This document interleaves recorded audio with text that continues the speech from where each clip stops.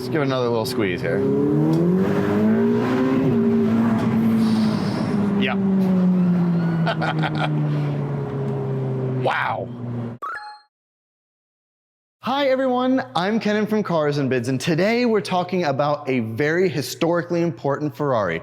This is the F8 Spider, and in today's video, we're going to be discussing its facts and figures. First, we'll talk about exactly why this car is so historically important to Ferrari, then we'll get nerdy and talk about some of the technical details, and then we'll take it for a drive. And with that, let's get started. Before I get going, que sorpresa, this F8 Spider is currently for sale being auctioned live on, of course, Cars and Bids. As I mentioned, this is a 2018 model and it's the Spider version of the F8, meaning it's the fully convertible version of this car. It also came with over $111,000 in options, which includes a smattering of carbon fiber, the carbon fiber driver zone, sport seats, carbon fiber Scuderia shields, and a whole lot more. So, after you finish watching this video, click the link in the description below where you can head to the live auction of this one, where you can bid on it and buy it only on Cars and Bids. And we begin the history of the F8 by first talking about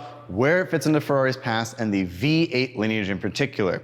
The V8 line of mid-engine sports cars began in the 1970s, but that really wasn't where the mid-engine sports car began for Ferrari. That began in the late 1960s with the 206 and 246 V6 powered Dinos. Now they were never called Ferraris because Ferrari wanted to experiment with the idea of introducing a mid-engine sports car into their lineup. They were making mid-engine race cars at the time, and Ferrari realized that if you wanted a truly handling focused car, well, it had to be mid-engine. And so they started playing around with the Dino. Then in the 1970s, Ferrari would continue to experiment with the mid-engine idea with the Dino, but it was a different sort of Dino. Gone were the beautiful curvaceous lines of the 246, and in its place came the 308 GT4, a wedge-shaped Bertone designed car that was completely different. And it also wasn't a two-seater sports car, it now had 4 seats. And Ferrari was using this car to develop the engine and driveline that would then end up in their true two-seater sports car, the 308, which came out in the late 1970s. This car proved to be hugely successful, and it would lay the foundation for all V8 Ferraris that would follow it, including how Ferrari would develop their cars.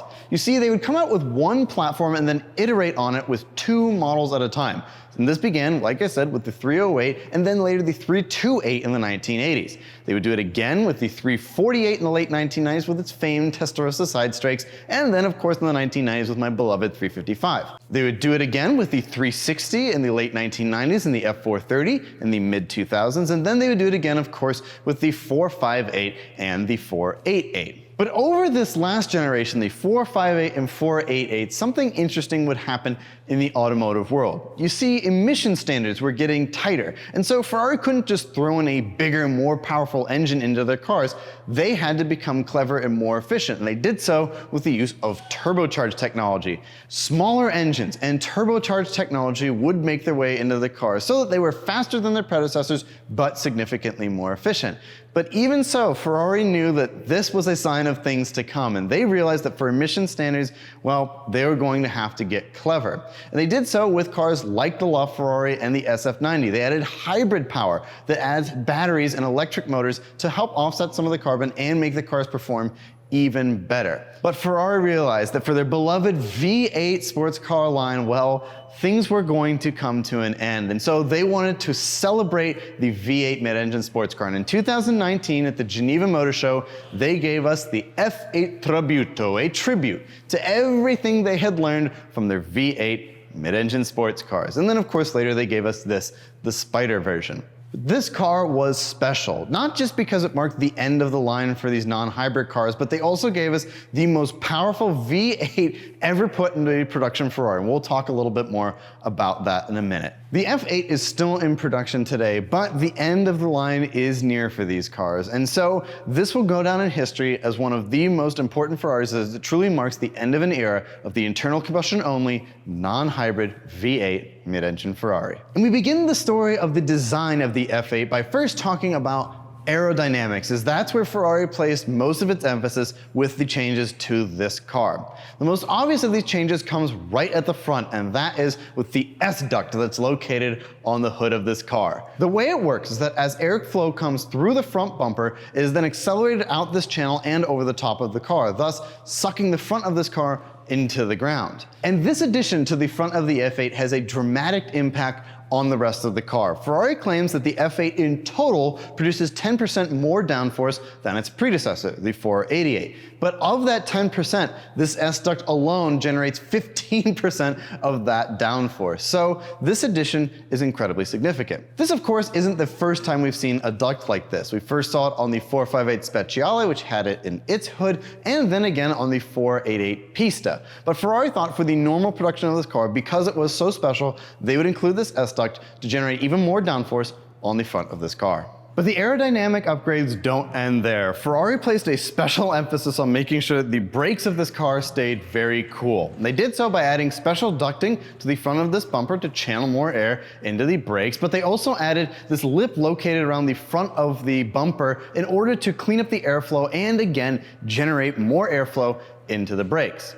Less obvious than these exterior changes, though, would be the changes Ferrari would make to the floor, where they would add special vanes known as vortex generators that would accelerate airflow out the sides of this car, creating a vacuum effect, sucking it to the ground, giving it even more stability at high speed. Ferrari felt that with a car of this power level, well, you needed adequate braking to stop it, especially if you were going to be driving this car on a racetrack. And so they added all of these changes to make sure as much air as possible is channeled into those brakes to keep them as cool as they could. Moving down the side of the F8 and keeping with the theme of aerodynamics and cooling, we have to talk about how Ferrari treated the radiators of this car. Using the 488 Challenge as their inspiration, Ferrari would tilt the radiators in this car back a little bit, decreasing their interaction with any air flowing into the engine. The result is that the air entering the intake plenum is 15 degrees cooler than that found with the 488. And this is a big deal because it meant that this car could make even more power. And that is one of the ways that it improved performance over its predecessor. Moving to the rear of the F8, we now have to talk about this car's rear spoiler, as it's not particularly obvious and you might miss it if you didn't know it was there. Ferrari has a tradition of not adding really big, obnoxious wings to the back of their cars. No, they prefer much more elegant solutions, and they've done so here. This is the spoiler of this car. It's a piece of bodywork that's made out of carbon fiber that has various air inlets to allow air to flow through it, thus generating downforce. But the aerodynamic trickery doesn't end there. Located within the spoiler are three little vanes, and they have a specific purpose in reducing the drag generated by this car. Whenever you add downforce to the rear of a car, you increase its drag, which is not ideal if you want to go really fast. And Ferrari knew this, so they added these three little vanes to recompress the air and move any turbulent air away from the back of the car. The result is that Ferrari claims it reduces drag by 2%, which is a big deal, although it might not seem like a huge number. This rear spoiler alone generates 15% of the downforce of this car. So being able to achieve high downforce and reduce drag, even by a little bit, is a big deal, and Ferrari was able to accomplish that with this rear spoiler's design. Staying at the rear of the F8, we now have to talk about this car's rear diffuser, as it's something special. This car has an active rear diffuser, meaning that part of it actually moves as you change speed with this car. At low speed, it stays in place, allowing airflow to be accelerated out the back of the car, generating more downforce and giving you more stability. At higher speeds, this flap will open, reducing the drag on the back of this car, which is fine because other parts of this car already have aerodynamic load on them, which gives you stability at high speeds. This diffuser then allows you to accomplish both things. It gives you the low speed stability that you would want with a car like this, but it gives you the high speed efficiency as well. A very clever aerodynamic solution from Ferrari. And now it's time to talk about the star of the show with this car, and of course that is its engine. Now admittedly, in the Spider version you can't see as much of it as you normally would with the coupe because the roof panel is in the way, but it's in there and it's something very special. This is a 3.9 liter twin turbocharged V8 that produces 711 horsepower and 568 foot-pounds of torque. This car also doesn't weigh a whole lot. It weighs 3,086 pounds in Spider form. And Ferrari was able to reduce weight over the 488 in a large way thanks to special touches they made to this engine. The result is that this car can get from 0 to 60 miles an hour in 2.9 seconds, which is just astonishing performance from the entry-level mid-engine V8 Ferrari. Ferrari would add special touches to this engine in two particular categories in order to increase efficiency. One would be reducing weight, and the other would be heat management. In regards to weight, Ferrari would add a lower weight flywheel to this car, and they would add titanium connecting rods to the pistons of this car, meaning that they were able to reduce the overall reciprocating mass of this engine, bringing its overall weight down even more and making it more efficient. In regards to cooling though, Ferrari would add very special touches. As I mentioned, they would mess with the radiator position in this car, resulting in an overall cooling effect of the engine and reducing heat soak, but they would also add special headers to this car that are made out of Inconel. The benefit of Inconel is that it's very resistant to corrosion, but it's also very resistant to heat, and that helped keep the heat soaking to a minimum in this engine bay. Ferrari is also very clever with their air management system. Along the sides of the engine are these huge tubes that are very long in order to clean up the airflow before it goes into the combustion chamber. But before it does that, of course, it goes through an intercooler to keep the temperature of air going into the combustion chamber low, thus maximizing the fluid dynamics of this engine, allowing it to make even more power than its predecessor. On the topic of turbocharging, this car has turbo sensors, which were taken from the 488 Challenge car, and what they allow you to do is allow the engine management system to optimize the turbo efficiency based on where you have your foot on the throttle pedal. As a result, the car is able to spool up the turbos in advance, resulting in what Ferrari claims is no turbo lag at all with this engine, meaning that, well, it doesn't feel like a turbocharged engine, but it delivers the performance of a turbocharged engine. Now, I know that's a lot of technical information to cover, but it's really important to understand because Ferrari threw everything they knew at this engine to make it as efficient and powerful as possible. And that's a big deal because, again, this is the last non-hybrid V8 that will ever be found in one of these cars, and Ferrari wanted to do everything they could to make this engine something very unique. And, well, they achieved it. And now it's time to talk about the suspension found in the F8, and, well, honestly, it's what you kind of expect with one of these cars. It has a double wishbone front suspension and a multi-link rear suspension system. Now, the reason it doesn't have double wishbones all around is, well, due to packaging. Because of the turbochargers and intercoolers and all the extra stuff that's required with a turbocharged engine, well, there really wasn't room for double wishbones, and so you have a multi-link suspension system at the rear of this car. You also have Ferrari's traditional magnetic dampers in this car, which are sensational. And they can be adjusted by the Manettino on the steering wheel or the bumpy road button also located on the steering wheel to give this car a very compliant ride over rough surfaces.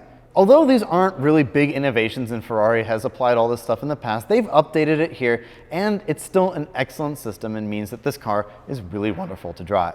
Moving inside the F8, there are a couple of things that I want to discuss in here. One would be this car's transmission. Of course, it has a 7-speed dual clutch transmission. No manual found in this car, and that's hardly a surprise as Ferrari hasn't made a manual in a V8 sports car since the F430. But nonetheless, this car has their latest generation of their dual clutch, and of course, it's an incredible transmission, and it's one of the reasons that this car can get from 0 to 60 miles an hour in 2.9 seconds. Ferrari added a lot of technology to this car, including something called FDE Plus, or Ferrari Dynamic Enhancement Plus. This is a brake bias adjustment, and the way it works is that as you press the brake pedal, the car will determine how to adjust the brake bias in order to maximize the braking performance of this car. It's not necessarily something you might notice on the street, but on a racetrack, it makes a big difference, and you find it here in the F8. Ferrari would also introduce eDiff3, the third generation of their electronic differential control, allowing you to adjust the way this car drives even more precisely with the Manettino switch found on the steering wheel. Ferrari would also add updates to their side slip angle control and their F-Track, their traction control system. And all of these technological updates come together to deliver the best possible experience behind the wheel of the F8. It's time to drive the Ferrari F8 Spider. And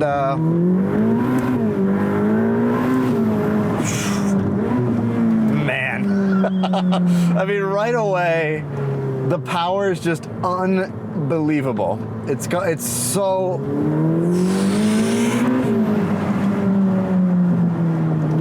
I mean, it's astonishing, the power. It really moves. not a surprise necessarily. I mean, it's 711 horsepower from an internal combustion non-hybrid engine. The thing Ferrari is most proud of, that they brag a lot about, is that it doesn't have any turbo lag. And I gotta say, getting on it, I don't notice any lag necessarily. It spools up very quickly and you have to be really paying attention when it does. But lag, yeah, I certainly don't notice any of that. I mean, good Christ. So much power, and the brakes are amazing too. It just hauls it right down. But then I looked at how fast I was going, and even in that little bit, I was barely squeezing the throttle, and the thing just takes off. You're talking about a whole other level of performance. I mean, you kind of forget like the Enzo, the F40. Those cars make such a small amount of power compared to this one, and this is just the standard entry-level current, V8 mid-engine sports car. It's hard to wrap your head around how far things have come, and it's just unbelievable. But then you calm down in this car, and it's also very usable. You could drive this every day. You could leave it in auto mode, and frankly not really realize the kind of performance that's on tap at any point. And that's just kind of astonishing.